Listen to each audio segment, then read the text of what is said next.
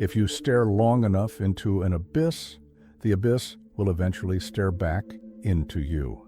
Friedrich Nietzsche. Visualize yourself standing at the edge of a cliff, the sharp wind brushing against your skin, gazing into the void, and suddenly you feel a strange pull, a silent invitation, a faint whisper, nearly inaudible, that seems to say, jump. It's not that you wish to die. There's no intention, no suffering, no despair, just a fleeting, bizarre, and unsettling thought. Where does it come from? Why does it exist? This occurrence, more widespread than most assume, stirs one of humanity's deepest discomforts, the fear of one's own mind. It's not a fear of the abyss itself. It's the dread that somewhere deep inside, there might be something beyond your control. Today, we're going to explore the psychological phenomenon known as the call of the void, uncovering not only what it is, but what it reveals about our psyche, our autonomy, and the internal abyss that resides within us. The urge that isn't yours. Have you ever found yourself at a significant height? It could be the edge of a skyscraper, a mountain ridge, or the railing of a bridge. Then, out of nowhere, comes a sudden desire to leap. A strange, disquieting urge that feels like it didn't originate from you. You have no wish to die, no plan to cause harm, and yet for a brief moment, something in your mind whispers, "What if you jumped?" This thought isn't deliberate or constructed. It strikes like lightning, swift and bewildering, and when it fades, it leaves behind a haunting echo. Why did I think that? Is something wrong with me? Your first instinct is fear, but not of the height itself. The fear is directed inward.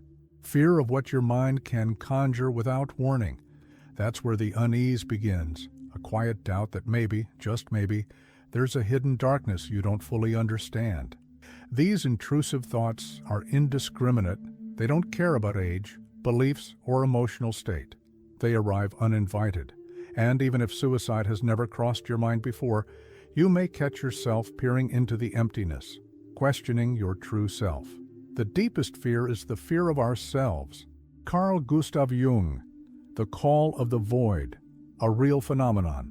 This peculiar sensation has a name. In French, it's known as l'appel du vide, the call of the void, a poetic term for something that in reality is unsettling. It's the notion that the abyss calls to us, even when we have no intention of answering. And the most intriguing part? This experience is surprisingly widespread. Research indicates that more than half of people have felt this impulse at some point in their lives. And no, this doesn't mean all those individuals are suicidal. In fact, many have never seriously contemplated harming themselves. Yet, the thought appears nonetheless. The distinction lies in how we interpret this thought. What seems like a death wish might actually be a cry for life. Psychologists refer to this as the high place phenomenon. It's not a hallucination nor a mental breakdown. It's the brain's response to a high-stress situation, an intrusive thought that barges into our consciousness, often when we're emotionally exposed. Standing before the void awakens something ancient and primal within us, a cocktail of instinct, imagination, and awareness. It's as if, in that exact moment, our very existence is placed under examination. Consciousness is a dagger. It wounds the soul where truth is most deeply hidden. Friedrich Nietzsche. The Science Behind the Urge, 2012 research. For a long time, this phenomenon was overlooked by the scientific community. It was dismissed as a curious mental glitch or a meaningless oddity. That changed in 2012 when psychologist Jennifer Hames from Florida State University undertook a thorough study of the call of the void.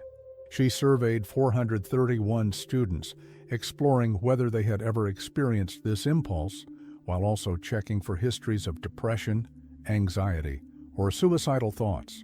The results caught the scientific world off guard. Both those with mental health backgrounds and those without had reported feeling the urge to jump. This challenged a long-standing assumption that such impulses were inherently tied to suicidal intent. In truth, many of those who experienced the phenomenon the most weren't depressed at all. They were simply anxious. Their brains, sensing danger, activated a survival mechanism and then mistakenly interpreted that signal as a desire. The line between self-preservation and cognitive confusion is fragile. What we perceive as a death wish might merely be the body's desperate attempt to stay alive. The human mind is a battlefield where instinct and reason constantly collide. Carl Gustav Jung. Anxiety and mental confusion. Picture an extremely anxious person walking near the edge of a tall building. Their heart races, breathing becomes shallow, muscles tense up. The body shifts into high alert. It's the survival instinct screaming, "Step back," and so they do. But moments later, as they reflect, their rational mind begins to search for explanations. Why did I step away? Was it because I wanted to jump? This is when confusion creeps in. Anxiety distorts perception and leads to false conclusions. In this scenario, the call of the void might be nothing more than a byproduct of anxiety. The brain, overwhelmed by fear, misreads the body's defensive reaction as a conscious desire. But in truth, it's fear disguised as a sudden urge. Jennifer Hames discovered that the higher a person's anxiety levels, the more likely they were to experience such impulses. It's not about wanting to jump, it's about panic being misinterpreted by the mind as a wish.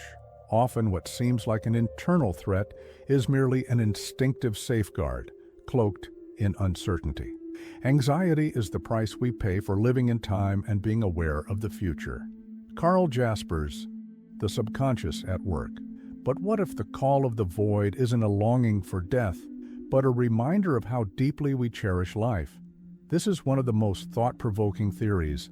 When we face real danger, like standing at the brink of a cliff, our subconscious switches into full survival mode.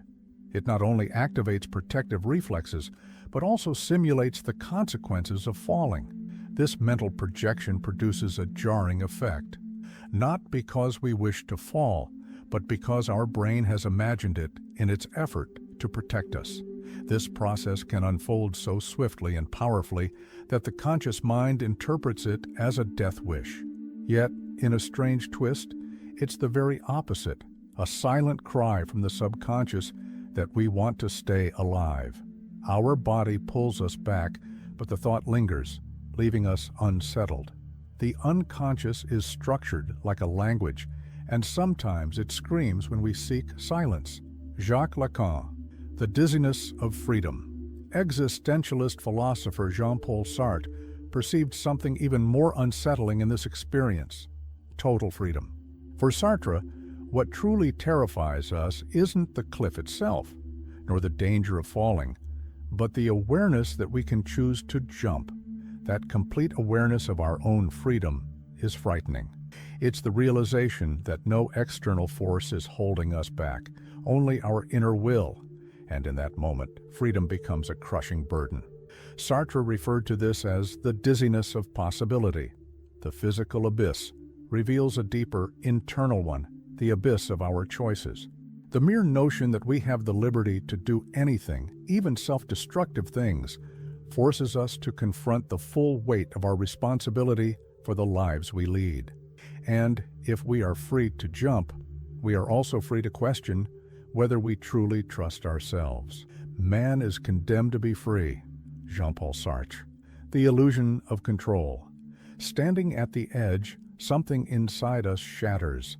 The comforting belief that we have complete control over our thoughts. The notion that we're always in charge of our mind may feel reassuring, but it's an illusion. The call of the void exposes hidden mechanisms at work, microscopic decisions made beneath the surface of logic. Perhaps we're not as free as we like to think. We are shaped by biology, memories, subconscious fears, and unmet desires. The urge to leap isn't a decision, it's a psychological spasm, a fleeting rupture between instinct and awareness. This realization is deeply unsettling. Not because we long for death, but because for a brief moment we recognize that we aren't entirely in control. Total control is a comforting fiction until the void dares to look back at us. What we call free will is nothing more than ignorance of the causes that drive us. Baruch Spinoza, The Philosophy of Possibility. For Sartre, standing at the edge of the abyss is more than a physical fear. It's an encounter with possibility itself. The sheer sense of absolute freedom in that moment forces us to confront the vast range of choices available to us. We aren't merely passive observers of our existence. We are its creators, and that responsibility can feel overwhelming.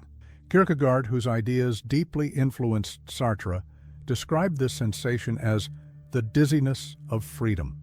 It's the anxiety born from realizing that nothing prevents us from doing the unthinkable, except ourselves. And maybe we're not as trustworthy as we'd like to believe.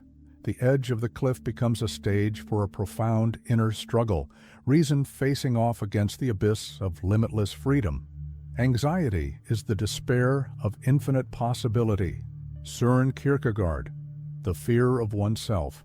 What terrifies us isn't the precipice, nor the potential fall.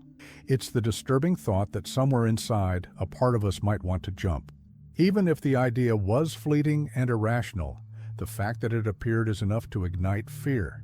The fear of oneself is the deepest fear of all, not because it signals real danger, but because it casts doubt on our stability, our willpower, and our very identity. After all, if our mind can entertain thoughts we'd never consciously accept, who are we really? We are strangers to ourselves. Friedrich Nietzsche. After hearing the call of the void, it rarely vanishes completely.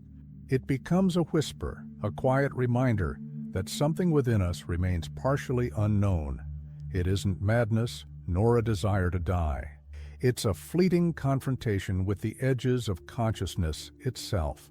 This experience reveals the layered nature of being human, full of contradictions, complexity, and vulnerability.